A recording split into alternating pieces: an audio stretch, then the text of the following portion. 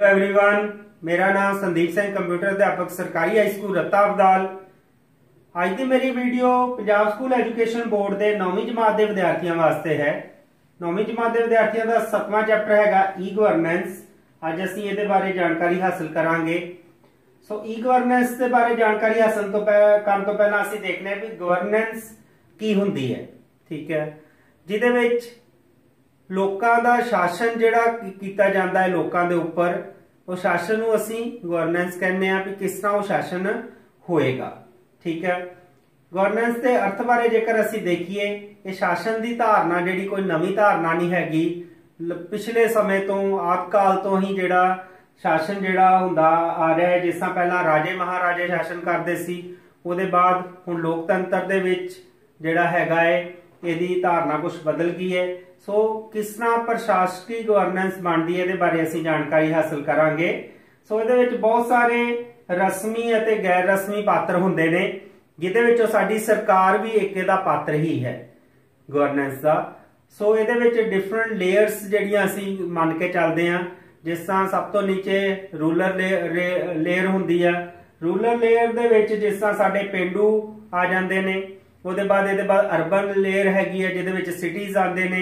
फिर national layer हैगी है ਜਿਹਦੇ ਵਿੱਚ ਸਾਡੀਆਂ ਕੰਟਰੀਜ਼ ਆਉਂਦੀਆਂ ਨੇ। ਸੋ ਇਸ ਤਰ੍ਹਾਂ ਇੱਕ ਜਿਹੜਾ ਹੈਗਾ ਏ ਇਹ ਲੇਅਰਡ ਸਟਰਕਚਰ ਦੇ ਵਿੱਚ ਸਾਡਾ ਗਵਰਨੈਂਸ ਜਿਹੜਾ ਉਹ ਚੱਲਦਾ ਹੈ। ਇੱਕ ਚੰਗੇ ਸ਼ਾਸਨ ਦੇ ਵਿੱਚ ਕਿਹੜੇ ਗੁਣ ਹੋਣੇ ਚਾਹੀਦੇ ਨੇ? ਸੋ ਗਵਰਨੈਂਸ ਜਿਹੜੀ ਹੈਗੀ ਆ ਇੱਕ ਤਰ੍ਹਾਂ ਦਾ ਪ੍ਰਸ਼ਾਸਨ ਹੈਗਾ ਜਿਹੜਾ ਅਸੀਂ ਚਲਾਉਂਦੇ ਹਾਂ, ਉਹ ਕਿਸ ਤਰ੍ਹਾਂ ਚੱਲੇਗਾ ਸਰਕਾਰ ਦੁਆਰਾ, ਉਹਨੂੰ ਕਹਿੰਦੇ ਆ। ਨੈਕਸਟ ਚੰਗੀ ਗਵਰਨੈਂਸ ਦੇ ਅਸੀਂ ਗੁਣਾਂ ਬਾਰੇ ਜਾਣਕਾਰੀ ਹਾਸਲ ਕਰਦੇ ਹਾਂ। सो कोई भी जिहड़ा फैसला गवर्नेंस दे विच लिया जाता है, वो फैसला जनता नूं जवाबदेह होना चाहिए है। जेकर वो फैसला सही नहीं हुंदा तां सरकार नूं ये जवाब देना पएगा कि उन्हें वो फैसला क्यों लिया, जनता दे हक विच वो फैसला क्यों नहीं सी हैगा। दूसरी चीज इहदे विच पारदर्शी होनी चाहिए है, ट्रांसपेरेंसी होनी चाहिए है, ताकि जनता नूं साफ साफ ये पता लग सके, वेख सकन कि किहड़ा फैसला लिया जा रहा ते क्यों लिया जा रहा, कि वो फैसला जरूरी है, वो करना चाहिए है। सो इहदे विच कानून की पालना जिहड़ी चंगी गवर्नेंस दे विच गुण होने चाहिए ने। जिहड़े भी साडे कानून बने ने उन्हां दी चंगी तरह पालना होनी चाहिए है। नैक्सट इहदे विच हैगा है जनता दीआं जरूरतां नूं समय सिर अते सही तरीके दे नाल पूरा करना चंगी गवर्नेंस के मुख गुणां विच आंदा है। साडे आम लोकां दीआं जिहड़ियां भी जरूरतां ने वो जरूरतां पूरीआं होणीआं चाहीदियां ने। ये चंगी गवर्नेंस जिहड़ी आ इस तरह दे ही सारे कानून बनाएगी या इसे तरह दी सारिया योजनावां बनगियां जिहड़ियां जनता दे हक दे विच होण। फैसले करन अते लागू करन विच प्रभावशाली अते कुशल होना चाहिए चंगी गवर्नेंस नूं, ताकि चंगे जिहड़े फैसले हैगे आ लोक हित विच जिहड़े फैसले हैगे आ वो हो सकन ते स्रोतां दी वधिया तरीके दे नाल वरतों करके समाज दी जरूरत अनुसार नतीजे पैदा कर सकन। चंगे गवर्नेंस विच सब दी शमूलीयत होनी चाहिए है। ਇਹਦੇ ਵਿੱਚ आम लोगों की शमूलीयत होनी चाहिए है, सरकार की कर्मचारियों की शमूलीयत होनी चाहिए है, ताकि एक जिहड़ा चंगा फैसला जिहड़ा हैगा लोक हित दे विच वो हो सके। सो इस तरह ये बहुत सारे यही गुण हैगे ने। जेकर इन्हां चीज़ां नूं ध्यान विच रख के आम लोगों के लिए कोई फैसला हुंदा है, वो असीं चंगी गवर्नेंस कह सकते हैं उहनूं।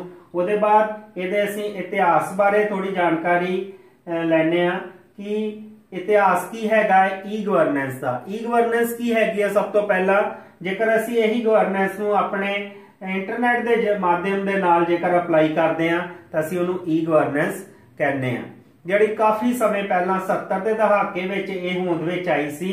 इहदे विच सब तो पहला सरकार ने इहनूं सुरक्षा के खेत्र दे विच आर्थिक निगरानी दे लई अते योजना के खेत्र विच ही अपनाया सीगा। पर हौली हौली सूचना च संचार तकनोलॉजी की जिहड़ी वरतों हुई, बाद च इहनूं चोणां दे विच मरदमशुमारी दे लई टैक्स लई जिहड़ा सरकार ने वरतना शुरू किया। इस दे बाद NIC नैशनल इन्फॉर्मेटिक सेंटर के उपरालियां राही 80 के दहाके दौरान जिलिਆਂ ਦੇ हैडकुआटरां नूं आपस ਵਿੱਚ जोड़न लई इहदी जिहड़ी वरतों कीती गई। 90 के शुरुआती दहाके विच ई गवर्नेंस ने सूचना तकनोलॉजी की वरतों करते हुए पिंडां तक भी पहुंच की ते पिंडां दे विच भी इहदी वरतों होण लगी। पहले समय विच एक नागरिक अते सरकार विच गलबात सरकारी दफ्तर विच ही हुंदी सी, जिहदे विच बहुत समा लग जांदा सीगा, टाइम कंज्यूमिंग प्रोसैस हुंदा सीगा ते ट्रांसपेरेंसी तो बिल्कुल ही नहीं सी हुंदी। पर ई गवर्नेंस ਦੇ ਨਾਲ ਕੀ ਹੈਗਾ ਹੈ ਕਿ ਅਸੀਂ ਡਾਇਰੈਕਟ ਸਰਕਾਰ ਨੂੰ ਕੁਐਸਚਨ ਕਰ ਸਕਨੇ ਆ, ਉਹਦਾ ਜਿਹੜਾ ਆਨਸਰ ਸਾਨੂੰ ਡਾਇਰੈਕਟ ਸਰਕਾਰ ਦੁਆਰਾ ਦਿੱਤਾ ਜਾਂਦਾ ਹੈ। ट्रांसपेरेंसी ਜਿਹੜੀ ਇਹਦੇ ਵਿੱਚ ਪਾਰਦਰਸ਼ਤਾ ਪੂਰੀ ਤਰ੍ਹਾਂ ਹੁੰਦੀ ਹੈ। ਸੋ ਇਹ ई ਗਵਰਨੈਂਸ ਦਾ ਜਿਹੜਾ ਹੈਗਾ ਹੈ ਇਹਦੇ ਨਾਲ ਜਿਹੜੇ ਲੋਕ ਹੈ ਡਾਇਰੈਕਟ ਕਨੈਕਟਡ ਹੋ ਜਾਂਦੇ ਨੇ ਸਰਕਾਰ ਦੇ ਨਾਲ, ਆਪਣੇ ਜਿਹੜੀਆਂ ਯੋਜਨਾਵਾਂ ਦੇਖ ਸਕਦੇ ਨੇ ਸਰਕਾਰ ਦੀਆਂ ਤੇ ਉਹਨਾਂ ਨੂੰ ਕਿਸ ਤਰ੍ਹਾਂ ਲਾਗੂ ਹੋ ਰਹੀਆਂ ਨੇ ਜਾਂ ਉਹਨਾਂ ਦੇ ਵਿੱਚੋਂ ਕੀ ਨਵੀਆਂ ਹੋਰ ਇਨਫੋਰਮੇਸ਼ਨ ਜਿਹੜੀ ਨਿਕਲ ਕੇ ਆ ਰਹੀ ਹੈ ਉਹਦੇ ਬਾਰੇ ਜਾਣਕਾਰੀ ਹਾਸਲ ਕਰ ਸਕਦੇ। ਜੇਕਰ ਜਾਂ ਕੋਈ ਮੁਸ਼ਕਲ ਹੈਗੀ ਆ ਉਹ ਮੁਸ਼ਕਲ ਵੀ ਡਾਇਰੈਕਟਲੀ ਜਿਹੜੀ ਹੈਗੀ ਆ ਸਰਕਾਰ ਤੱਕ ਪਹੁੰਚਾਈ ਜਾ ਸਕਦੀ ਹੈ। ਸੋ ई ਗਵਰਨੈਂਸ ਦੀ ਹੋਂਦ ਦੇ ਨਾਲ ਜਿਹੜਾ ਬਹੁਤ ਸਾਰੇ ਕੰਮ ਜਿਹੜੇ ਆਸਾਨ ਕਰ ਦਿੱਤੇ ਨੇ, ਜਿਸ ਤਰ੍ਹਾਂ ਪਾਣੀ ਦੇ ਬਿੱਲ ਹੋ ਗਏ, ਆਪਣੇ ਸਾਡੇ ਬਿਜਲੀ ਦੇ ਬਿੱਲ ਹੋ ਗਏ, ਫੋਨ ਦੇ ਬਿੱਲ ਹੋ ਗਏ, ਬਹੁਤ ਸਾਰੇ ਇਸ ਤਰ੍ਹਾਂ ਦੇ ਜਿਹੜੇ ਬਿੱਲਾਂ ਦਾ ਭੁਗਤਾਨ ਜਿਹੜਾ ਆਨਲਾਈਨ ਇੰਟਰਨੈਟ ਦੁਆਰਾ ਕੀਤਾ ਜਾਂਦਾ ਹੈ। ਇਹ ਵੀ ਸਾਰੇ ई ਗਵਰਨੈਂਸ ਦੇ ਹੀ ਭਾਗ ਨੇ। ਈਜ਼ਲੀ ਇੱਕ ਜਿਹੜਾ ਹੈਗਾ ਆਦਮੀ ਆਪਣੇ ਜਿਹੜੇ ਸਾਰੇ ਕੰਮ ਹੈਗੇ ਆ ਬਿਨਾਂ ਟਾਈਮ ਗਵਾਏ, ਬਿਨਾਂ ਦਫ਼ਤਰਾਂ ਦੇ ਧੱਕੇ ਖਾਦਿਆਂ ਉਹ ਜਿਹੜੇ ਕੰਮ ਆ ਆਰਾਮ ਦੇ ਨਾਲ ਕਰ ਸਕਦਾ ਹੈ। ਸੋ ई ਗਵਰਨੈਂਸ ਕੀ ਹੈਗਾ ਹੈ, ਕੰਮਕਾਜ ਆਨਲਾਈਨ ਹੋਣ ਅਤੇ ਸਰਕਾਰ ਨੂੰ ਆਨਲਾਈਨ ਸੇਵਾਵਾਂ ਉਹਨਾਂ ਦੇ ਨੇੜੇ ਤੋਂ ਨੇੜੇ ਮੁਹੱਈਆ ਕਰਵਾਉਣਾ ਹੀ ई ਗਵਰਨੈਂਸ ਦਾ ਮੁੱਖ ਕੰਮ ਹੈ ਕਿ ਸਾਰੇ ਕੰਮਾਂ ਨੂੰ ਆਨਲਾਈਨ ਕਰਨਾ ਤੇ ਨਜ਼ਦੀਕ ਤੋਂ ਨਜ਼ਦੀਕ ਸਾਨੂੰ ਉਹ ਸਾਰੀਆਂ ਸੇਵਾਵਾਂ ਮਿਲਣ। ਇਹੀ ਜਿਹੜਾ ਹੈਗਾ ਹੈ ई ਗਵਰਨੈਂਸ ਦਾ ਜਿਹੜਾ ਮੁੱਖ ਕੰਮ ਹੈਗਾ ਹੈ, ਇਹਨੂੰ ਹੀ ਅਸੀਂ ई ਗਵਰਨੈਂਸ ਕਹਿੰਦੇ ਆ। ਉਹਦੇ ਬਾਅਦ ਨੈਕਸਟ ई ਗਵਰਨੈਂਸ ਦੇ ਵਿੱਚ ਕੀ ਹੈਗਾ ਹੈ ਕਿ ਅਸੀਂ ਇਹਦੀ ਸਫਲਤਾ ਜਾਂ ਅਸਫਲਤਾ ਜਿਹੜੀ ਉਹ ਤਿੰਨ ਚੀਜ਼ਾਂ ਦੇ ਉੱਪਰ ਨਿਰਭਰ ਕਰਦੀ ਹੈ। ਉਹ ਤਿੰਨ ਚੀਜ਼ਾਂ ਕਿਹੜੀਆਂ ਨੇ? ਫਸਟ ਹੈਗੀ ਆ ਸਰਕਾਰ ਦੇ ਕੰਮ ਕਰਨ ਦੇ ਤਰੀਕੇ ਕਿਸ ਤਰ੍ਹਾਂ ਦੇ ਨੇ। ਜੇਕਰ ਕੰਮ ਕਰਨ ਦੇ ਤਰੀਕੇ ਸਹੀ ਹੋਣਗੇ, ਲੋਕ ਹਿੱਤ ਵਿੱਚ ਹੋਣਗੇ ਤਾਂ ਇਹ ਸਫਲਤਾ ਜਿਹੜੀ ਹੋਏਗੀ, ਨਹੀਂ ਹੋਣਗੇ ਤਾਂ ਅਸਫਲਤਾ ਹੋਏਗੀ। ਸਰਕਾਰ ਦੇ ਕੰਮਕਾਜ ਦੇ ਸੂਚਨਾ ਵਿੱਚ ਪਾਰਦਰਸ਼ਤਾ ਹੋਣੀ ਚਾਹੀਦੀ ਹੈ, ਟਰਾਂਸਪੇਰੈਂਸੀ ਹੋਣੀ ਚਾਹੀਦੀ ਹੈ ਤਾਂ ਕਿ ਆਮ ਲੋਕਾਂ ਨੂੰ ਪਤਾ ਚੱਲੇ ਕਿ ਸਰਕਾਰ ਕਿਸ ਤਰ੍ਹਾਂ ਦੇ ਕੰਮ ਕਰ ਰਹੀ ਹੈ, ਉਹਨਾਂ ਦੇ ਇਫੈਕਟ ਸਾਡੇ ਉੱਪਰ ਕੀ ਹੋਣਗੇ ਜਾਂ ਆਉਣ ਵਾਲੇ ਸਮੇਂ ਦੇ ਵਿੱਚ ਆਮ ਲੋਕ ਵੀ ਆਪਣੀ ਪਲੈਨਿੰਗ ਉਸ ਤਰੀਕੇ ਦੇ ਨਾਲ ਕਰਨਗੇ। ਸਰਕਾਰ ਅਤੇ ਨਾਗਰਿਕਾਂ ਵਿਚਾਲੇ ਸੰਚਾਰ ਕਿਸ ਤਰ੍ਹਾਂ ਦਾ ਹੋ ਰਿਹਾ ਹੈ, ਤੀਸਰਾ ਜਿਹੜਾ ਇਹਦਾ ਮੇਨ ਪੁਆਇੰਟ ਹੈਗਾ ਹੈ। ਜੇਕਰ ਉਹ ਸੰਚਾਰ ਸਹੀ ਹੋਏਗਾ ਤਾਂ ਇਹ ਜਿਹੜੀ ਆ ਸਫਲਤਾ ਦੇ ਨਾਲ ਕੰਮ ਕਰੇਗੀ, ਸੰਚਾਰ ਠੀਕ ਨਹੀਂ ਹੋਏਗਾ ਤਾਂ ਇਹਦੀ ਅਸਫਲਤਾ ਹੀ ਹੋਏਗੀ। ਨੈਕਸਟ ई ਗਵਰਨੈਂਸ ਦੇ 4 ਥੰਮ ਹੈਗੇ ਨੇ ਜਿਨ੍ਹਾਂ ਬਾਰੇ ਅਸੀਂ ਜਾਣਕਾਰੀ ਹਾਸਲ ਕਰਦੇ ਹਾਂ। ਪਹਿਲੀ ਚੀਜ਼ ਉਹੀ ਹੈਗੀ ਆ ਸੰਪਰਕ। ਲੋਕਾਂ ਨੂੰ ਸਰਕਾਰ ਦੀਆਂ ਸੇਵਾਵਾਂ ਨਾਲ ਜੋੜਨ ਲਈ ਕਨੈਕਟੀਵਿਟੀ, ਸੰਪਰਕ ਦੀ ਜ਼ਰੂਰਤ ਹੁੰਦੀ ਹੈ। ਜੇਕਰ ਇਹ ਸੰਪਰਕ ਸਹੀ ਹੋਏਗਾ ਤਾਂ ई ਗਵਰਨੈਂਸ ਜਿਹੜੀ ਹੈ ਚੰਗੇ ਤਰੀਕੇ ਦੇ ਨਾਲ ਲਾਗੂ ਹੋਏਗੀ। ਦੂਸਰੀ ਚੀਜ਼ ਆ ਜਾਂਦੀ ਹੈ ਗਿਆਨ, ਨੌਲੇਜ। ਠੀਕ ਹੈ, ਗਿਆਨ ਤੋਂ ਭਾਵ ਹੈ ਇਨਫੋਰਮੇਸ਼ਨ ਟੈਕਨੋਲੋਜੀ। ਜੇਕਰ ਇਨਫੋਰਮੇਸ਼ਨ ਟੈਕਨੋਲੋਜੀ ਬਾਰੇ ਚੰਗਾ ਗਿਆਨ ਹੋਏਗਾ, ਹੁਨਰਮੰਦ ਜਿਹੜੇ ਸਾਡੇ ਇੰਜੀਨੀਅਰ ਹੈਗੇ ਨੇ ਉਹ IT ਨੂੰ ਡਿਵੈਲਪ ਕਰਨਗੇ ਤਾਂ ई ਗਵਰਨੈਂਸ ਦਾ ਜਿਹੜਾ ਕੰਮ ਹੈਗਾ ਏ ਉਹ ਕੁਸ਼ਲਤਾ ਪੂਰਵਕ ਹੋਏਗਾ। ਸੋ ਸਾਡੀ ਜਿਹੜੀ ਇਨਫੋਰਮੇਸ਼ਨ ਹੈਗੀ ਉਹ ਅਪਡੇਟਡ ਹੋਏਗੀ। ਨੈਕਸਟ ਹੈਗਾ ਡਾਟਾ ਕੰਟੈਂਟ। ਡਾਟਾ ਕੰਟੈਂਟ ਦੇ ਵਿੱਚ ਕੀ ਹੈਗਾ, ਸੂਚਨਾ ਸ਼ੇਅਰ ਕਰਨ ਲਈ ਸਰਕਾਰ ਆਪਣੀਆਂ ਸੇਵਾਵਾਂ ਨਾਲ ਸੰਬੰਧਿਤ ਡਾਟਾਬੇਸ ਨੂੰ ਸਾਂਭਦੀ ਹੈ। ਜਿਹੜਾ ਡਾਟਾ ਕੰਟੈਂਟਸ ਹੈਗਾ ਉਹ ਡਾਟਾ ਜਿਹੜਾ ਚੰਗੇ ਤਰੀਕੇ ਦੇ ਨਾਲ ਸਾਂਭਿਆ ਰਹਿਣਾ ਤਾਂ ਕਿ ਡਾਟਾ ਤੋਂ ਹੀ ਸਾਨੂੰ ਜਿਹੜੀ ਇਨਫੋਰਮੇਸ਼ਨ ਮਿਲ ਸਕਦੀ ਹੈ, ਉਹ ਡਾਟਾਬੇਸ ਤੋਂ ਹੀ ਅਸੀਂ ਇਨਫੋਰਮੇਸ਼ਨ ਹਾਸਲ ਕਰਾਂਗੇ। ਨੈਕਸਟ ਹੈਗਾ ਪੂੰਜੀ ਕੈਪੀਟਲ। ਕੈਪੀਟਲ ਤੋਂ ਭਾਵ ਹੈ ਸਰਕਾਰ ਆਪਣੀਆਂ ਸੇਵਾਵਾਂ ਨੂੰ ਪ੍ਰਦਾਨ ਕਰਨ ਲਈ ਕਿੰਨੀ ਕੁ ਰਾਸ਼ੀ ਜਿਹੜੀ ਵਰਤਦੀ ਆ, ਕਿਉਂਕਿ ਪੂੰਜੀ ਦੇ ਨਾਲ ਹੀ ਸਾਰੇ ਕੰਮ ਚੱਲਣੇ ਨੇ। IT ਦੀ ਜਿਹੜੀ ਚੰਗੀ ਤਰੀਕੇ ਦੇ ਨਾਲ ਵਰਤੋਂ ਹੋਣੀ ਹੈ, ਅੱਛੇ ਸਰਵਰ ਹੋਣਗੇ ਤਾਂ ਸਾਨੂੰ ਇਨਫੋਰਮੇਸ਼ਨ ਮਿਲੇਗੀ। ਸੋ ਇਹ ਸਾਡੇ ਮੇਨ 4 ਥੰਮ ਹੈਗੇ ਨੇ, ਸੰਪਰਕ, ਗਿਆਨ, ਡਾਟਾ ਕੰਟੈਂਟ ਅਤੇ ਪੂੰਜੀ ई ਗਵਰਨੈਂਸ ਦੇ ਲਈ। ਨੈਕਸਟ ਹੈਗਾ ई ਗਵਰਨੈਂਸ ਦਾ ਉਦੇਸ਼ ਕੀ ਹੈਗਾ ਏ, ਅਸੀਂ ਇਹਨੂੰ ਕਿਉਂ ਵਰਤਦੇ ਹਾਂ। ਬਹੁਤ ਸਾਰੀਆਂ ਸੰਸਥਾਵਾਂ, ਸਰਕਾਰੀ, ਨਾਗਰਿਕ, ਵਪਾਰੀ ਸਰਕਾਰੀ ਕੰਮ ਨੂੰ ਸੌਖਾ ਕਰਨ ਲਈ ਅਸੀਂ ਇਹਨੂੰ ਯੂਜ਼ ਕਰਦੇ ਹਾਂ। ਇਹੀ ਇਹਦਾ ਮੇਨ ਉਦੇਸ਼ ਹੈਗਾ ਏ ਕਿ ਜਿਹੜੇ ਸਾਡੇ ਕੰਮ ਹੋ ਰਹੇ ਨੇ, ਗਵਰਨਮੈਂਟ ਜਿਹੜੇ ਸਾਡੇ ਕੰਮ ਕਰ ਰਹੀ ਹੈ, ਇੱਕ ਤਾਂ ਉਹਦੇ ਵਿੱਚ ਪਾਰਦਰਸ਼ਤਾ ਆਵੇ, ਟਰਾਂਸਪੇਰੈਂਸੀ ਹੋਵੇ, ਦੂਸਰੇ ਉਹ ਕੰਮ ਕਰਨੇ ਆਸਾਨ ਹੋਣ ਤੇ ਲੋਕਾਂ ਦੀ ਇਨਵੋਲਵਮੈਂਟ ਜਿਹੜੀ ਹੈਗੀ ਆ ਉਹਦੇ ਵਿੱਚ ਜ਼ਿਆਦਾ ਹੋਵੇ। ਸੋ ਇਹਦੇ ਅਸੀਂ ਮੁੱਖ 2 ਉਦੇਸ਼ ਲੈ ਕੇ ਚੱਲਦੇ ਹਾਂ। ਵੱਖੋ ਵੱਖਰੀਆਂ ਆਨਲਾਈਨ ਸੇਵਾਵਾਂ ਦੀ ਵਰਤੋਂ ਰਾਹੀਂ ਜਨਤਕ ਜ਼ਰੂਰਤਾਂ ਨੂੰ ਸੰਤੋਖਜਨਕ ਅਤੇ ਆਸਾਨ ਤਰੀਕੇ ਨਾਲ ਪੂਰਾ ਕਰਨਾ, ਲੋਕਾਂ ਲਈ ਹੀ ਤਿਆਰ ਕਰਨੀਆਂ ਨੇ ਸਭ ਕੁਝ ਵਧੀਆ ਤਰੀਕੇ ਦੇ ਨਾਲ। ਕੀ ਹੈਗਾ ਕਿ ਲੋਕਾਂ ਨੂੰ ਸੇਵਾਵਾਂ ਜਿਹੜੀਆਂ ਮਿਲਣ, ਇਹੀ ਇਹਦਾ ਮੁੱਖ ਉਦੇਸ਼ ਹੈਗਾ ਹੈ। ਦੂਸਰਾ, ਸਰਕਾਰੀ ਜਿੰਨੇ ਵੀ ਕੰਮਕਾਜ ਹੈਗੇ ਨੇ ਪਾਰਦਰਸ਼ੀ ਹੋਣ, ਜਵਾਬਦੇਹੀ ਹੋਵੇ ਉਹਦੇ ਵਿੱਚ। ਜੇਕਰ ਕੋਈ ਕੰਮ ਸਹੀ ਨਹੀਂ ਹੁੰਦਾ, ਕੁਸ਼ਲ ਅਤੇ ਪ੍ਰਭਾਵਸ਼ਾਲੀ ਤਰੀਕੇ ਨਾਲ ਸੇਵਾਵਾਂ ਜਿਹੜੀਆਂ ਲੋਕਾਂ ਤੱਕ ਮੁਹੱਈਆ ਕਰਾਈਆਂ ਜਾ ਸਕਣ, ਇਹੀ ਮੇਨ ਇਹਦਾ ਮੁੱਖ ਉਦੇਸ਼ ਹੈਗਾ ਹੈ। ਨੈਕਸਟ ਬੱਚੋ, ਇਹਦੇ ਵਾਸਤੇ ਮਾਡਲ ਹੁੰਦੇ ਨੇ ਕੁਝ ई ਗਵਰਨੈਂਸ ਨੂੰ ਅਪਲਾਈ ਕਰਨ ਵਾਸਤੇ। ਇਹੀ ਮਾਡਲ ਦੇ ਨਾਲ ਅਸੀਂ ਦੇਖ ਸਕਦੇ ਹਾਂ कि किस तरह साडा ई गवर्नेंस हैगा जिहड़ा असीं उहनूं अप्लाई करांगे। 4 तरह के साडे कोल मॉडल ने।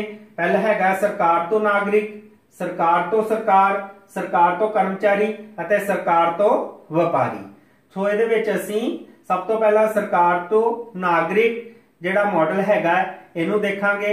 ई गवर्नेंस दे विच कहंदा मॉडल उह सेवावां नूं दर्शाउंदा है जिहड़ियां नागरिक द्वारा वरतियां जांदियां ने। सो असीं जिहड़ा नागरिक हैगा डायरैक्ट सरकार दे नाल कनैक्टेड होएगा। नागरिक जिहड़ा हैगा सरकार तो जवाबदेही होएगी। सरकार जिहड़ा हैगी है डायरैक्टली नागरिक नूं सेवावां जिहड़ी प्रदान करदी है। इहदे नाल इन्हां दा सरकार दा ते नागरिक दा एक रिश्ता भी मजबूत होएगा। सरकार जिहड़ी डायरैक्ट नागरिक दे नाल कनैक्टेड होएगी। इहदे विच किहड़ियां सेवावां नागरिक नूं प्रदान करवाएगी, जिस तरह ऑनलाइन बिजली दे बिल हो गए, पानी दे बिल, टैलीफोन दे बिलां दी जिहड़ी अदायगी करनी वो सरकार इहदे द्वारा कर सकदी है। जां उम्मीदवारां वल्लों जिहड़ियां वक्खो वक्खरियां ऑनलाइन रजिस्ट्रेशन लई अर्जियां दित्तियां जांदियां ने उहनां नूं असीं ई गवर्नेंस दे नाल प्रोसैस कर सकने आ। जमीनी रिकार्ड ਦੀਆਂ ਜਿਹੜੀਆਂ ਕਾਪੀਆਂ ਮੁਹੱਈਆ ਕਰਵਾਉਣਾ ਇਹਦੇ ਵਿੱਚ ਆ ਸਕਦਾ ਹੈ। ਸ਼ਿਕਾਇਤਾਂ ਨੂੰ ਆਨਲਾਈਨ ਦਰਜ ਕੀਤਾ ਜਾ ਸਕਦਾ ਹੈ ਤਾਂ ਕਿ ਉਹਨਾਂ ਦੀ ਜਲਦੀ ਪ੍ਰੋਸੈਸਿੰਗ ਹੋ ਸਕੇ, ਹੱਲ ਹੋ ਸਕੇ। ਕਿਸੇ ਵੀ ਕਿਸਮ ਦੀ ਆਨਲਾਈਨ ਸੂਚਨਾ ਨੂੰ ਉਪਲਬਧ ਕਰਵਾਉਣਾ ਇਹੀ ਸਾਰਾ ਜਿਹੜਾ ਹੈਗਾ ਸਰਕਾਰ ਤੋਂ ਨਾਗਰਿਕ ਦਾ ਕੰਮ ਹੈ ਤਾਂ ਕਿ ਨਾਗਰਿਕ ਉਹਨੂੰ ਚੰਗੀ ਤਰ੍ਹਾਂ ਵਰਤ ਸਕੇ। ਦੂਸਰੀ ਆਪਸ਼ਨ ਇਹਦੇ ਚ ਆ ਜਾਂਦੀ ਹੈ ਸਰਕਾਰ ਤੋਂ ਸਰਕਾਰ, ਯਾਨੀ ਕਿ ਇੱਕ ਸਰਕਾਰ ਜਿਹੜੀ ਹੈ अपने दूसरी सरकार दे नाल जां वड्डे जिहड़े कर्मचारी उन्हां दे नाल किस तरह जिहड़ी संपर्क कर सकदी है। इस मॉडल दे विच की हुंदा है कि सरकार विचकार शेयर कीतियां जाण वालीआं सेवावां नाल संबंध रखदा है। वक्खरे वक्खरे सरकारी अदारे जिहड़े हैगे ने वो सारे अदारे अते संगठन जिहड़े हैगे बड़ी आसानी दे नाल सूचना दा आदान प्रदान आपस विच कर सकन, आपस विच शेयर कर सकन। इस मॉडल लई किहड़ियां सेवावां दित्तियां जा सकदियां ने सरकार टू सरकार दे विच ਵੱਖੋ ਵੱਖਰੇ ਰਾਜਾਂ ਦੇ ਪੁਲਿਸ ਵਿਭਾਗਾਂ ਦੇ ਵਿੱਚ ਤਾਲਮੇਲ ਹੋਣਾ। ਜੇਕਰ ਇੱਕ ਪੁਲਿਸ ਵਿਭਾਗ ਦੇ ਵਿੱਚ ਕੋਈ ਪ੍ਰੋਬਲਮ ਹੁੰਦੀ ਹੈ ਤਾਂ ਉਹ ਦੂਸਰੇ ਸਟੇਟ ਦੀ ਪੁਲਿਸ ਨੂੰ ਵੀ ਉਹਦੀ ਇਨਫੋਰਮੇਸ਼ਨ ਦੇ ਸਕਦੀ ਹੈ, ਜਿਹਦੇ ਨਾਲ ਜਿਹੜਾ ਕ੍ਰਾਈਮ ਨੂੰ ਡੱਕਿਆ ਜਾ ਸਕਦਾ ਹੈ। ਈ ਗਵਰਨੈਂਸ ਰਾਹੀਂ ਸਰਕਾਰੀ ਦਸਤਾਵੇਜ਼ ਨੂੰ ਭੰਡਾਰ ਕਰਨਾ ਤੇ ਇਹਨਾਂ ਨੂੰ ਤਿਆਰ ਪ੍ਰਮਾਣਿਤ ਕਰਨਾ, ਵੰਡਣਾ, ਜਿੰਨੇ ਵੀ ਸਾਡੇ ਸਰਕਾਰੀ ਦਸਤਾਵੇਜ਼ ਹੈਗੇ ਆ ਉਹਨੂੰ ਈ ਗਵਰਨੈਂਸ ਰਾਹੀਂ ਮੁਹੱਈਆ ਕਰਵਾਉਣਾ। ਈ ਗਵਰਨੈਂਸ ਰਾਹੀਂ ਜ਼ਿਆਦਾਤਰ ਵਿੱਤ ਅਤੇ ਬਜਟ ਸੰਬੰਧੀ ਜਿਹੜੇ ਕੰਮ ਆ ਉਹ ਕੀਤੇ ਜਾਂਦੇ ਨੇ।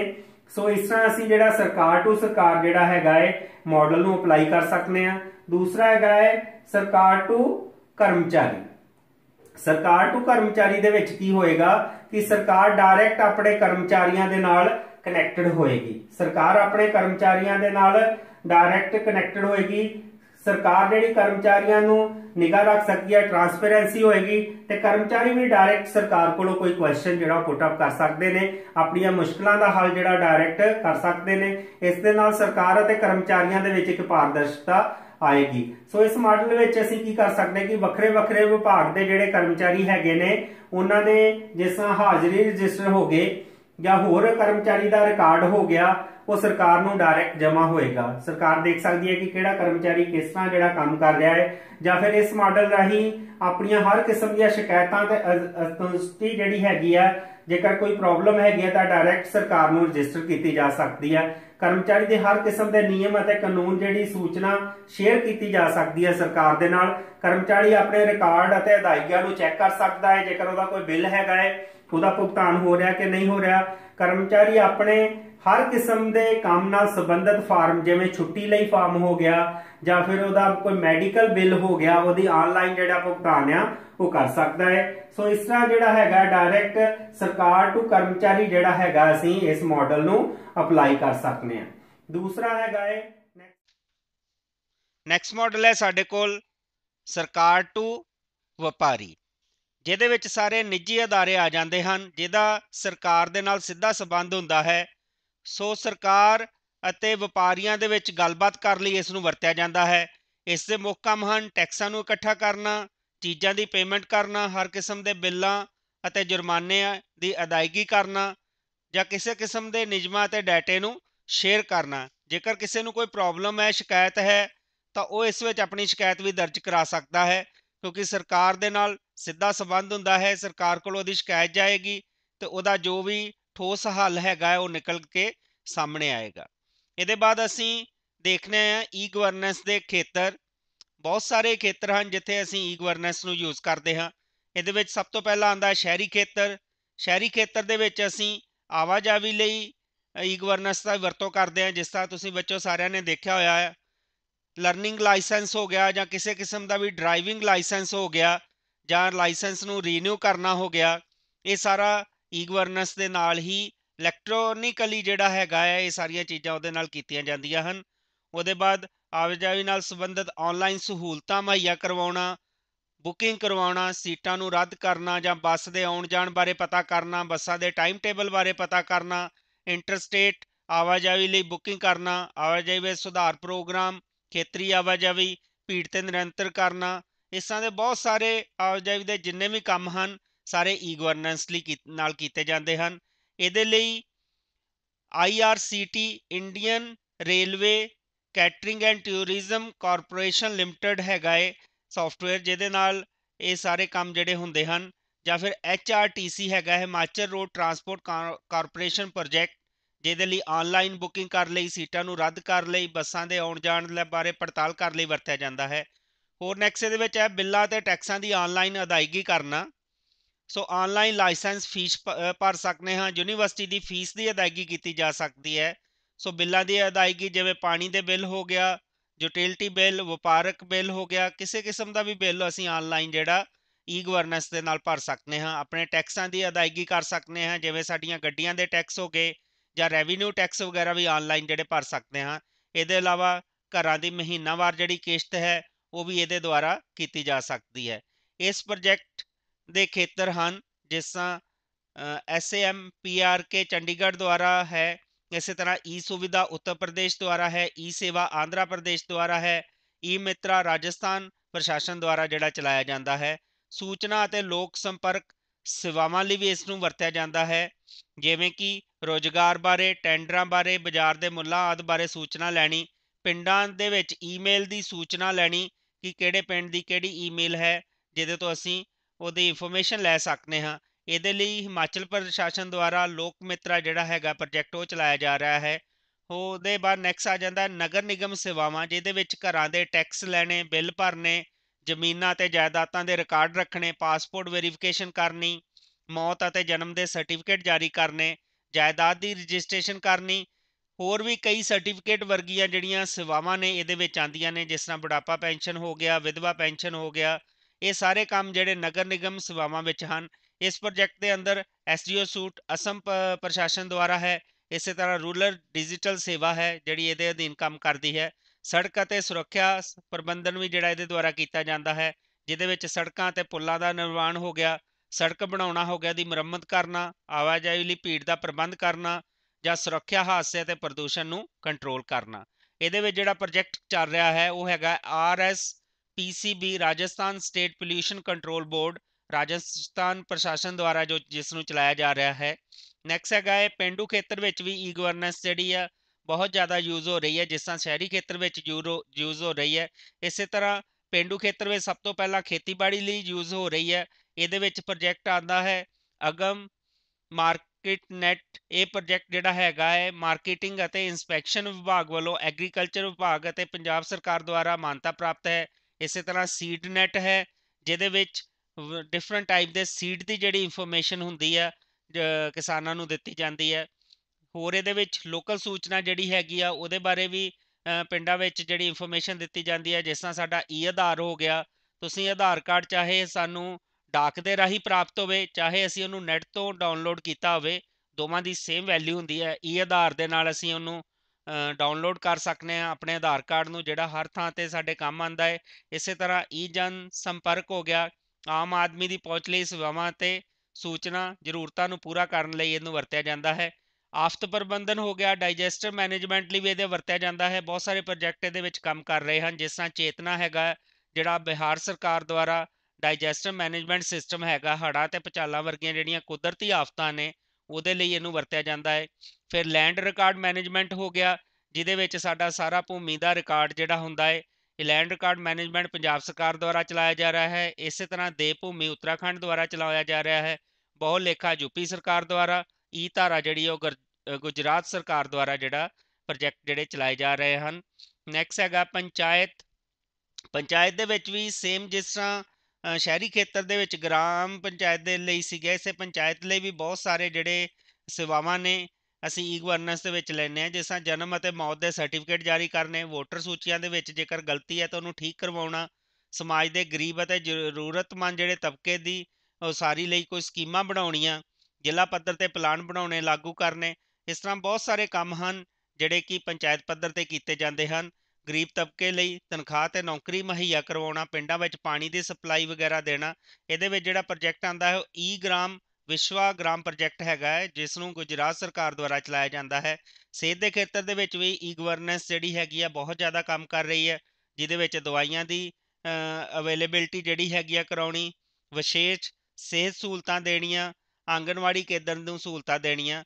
ਇਸੇ ਤਰ੍ਹਾਂ ਇਹਦੇ ਵਿੱਚ ਹਸਪਤਾਲ ਦੇ ਵਿੱਚ OPD ਨਾਂ ਦਾ ਅਪੁਆਇੰਟਮੈਂਟ ਸਿਸਟਮ ਚਲਾਇਆ ਜਾਂਦਾ ਹੈ, ਜਿਹਦੇ ਵਿੱਚ ਅਸੀਂ ਘਰ ਬੈਠੇ ਹੀ ਅਪੁਆਇੰਟਮੈਂਟ ਲੈ ਸਕਦੇ ਹਾਂ। ਚੰਡੀਗੜ੍ਹ ਪ੍ਰਸ਼ਾਸਨ ਦੁਆਰਾ WPGI ਦੀ ਵੈਬਸਾਈਟ ਰਾਹੀਂ ਡਾਕਟਰਾਂ ਦੀ ਅਪੁਆਇੰਟਮੈਂਟ ਵੀ ਆਨਲਾਈਨ ਕੀਤੀ ਜਾਂਦੀ ਹੈ, ਸੋ ਅਸੀਂ ਘਰ ਬੈਠੇ ਅਪੁਆਇੰਟਮੈਂਟ ਲੈ ਕੇ ਕਿਸੇ ਡਾਕਟਰ ਨੂੰ ਦਿਖਾ ਸਕਦੇ ਹਾਂ।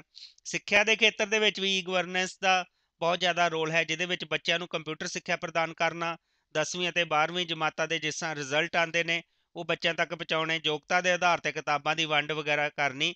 ਇਸ ਦੇ ਵਿੱਚ ਇੱਕ ਸਕਾਲਰਸ਼ਿਪ ਮੈਨੇਜਮੈਂਟ ਸਿਸਟਮ ਜਿਹੜਾ ਹੈਗਾ ਪੰਜਾਬ ਸਰਕਾਰ ਦੁਆਰਾ ਚਲਾਇਆ ਜਾਂਦਾ ਹੈ, ਜਿਹਨੂੰ ਆਸ਼ੀਰਵਾਦ ਪੋਰਟਲ ਕਹਿੰਦੇ ਹਨ। ਸੋ ਈ ਗਵਰਨੈਂਸ ਜਿਹੜਾ ਹੈਗੀ ਆ ਹਰ ਖੇਤਰ ਦੇ ਵਿੱਚ ਹੀ ਬਹੁਤ ਜ਼ਿਆਦਾ ਕੰਮ ਕਰ ਰਹੀ ਹੈ। ਸੋ ਧੰਨਵਾਦ ਬੱਚਿਓ, ਤੁਸੀਂ ਇਹ ਮੇਰੀ ਵੀਡੀਓ ਨੂੰ ਦੇਖਿਆ। ਧੰਨਵਾਦ।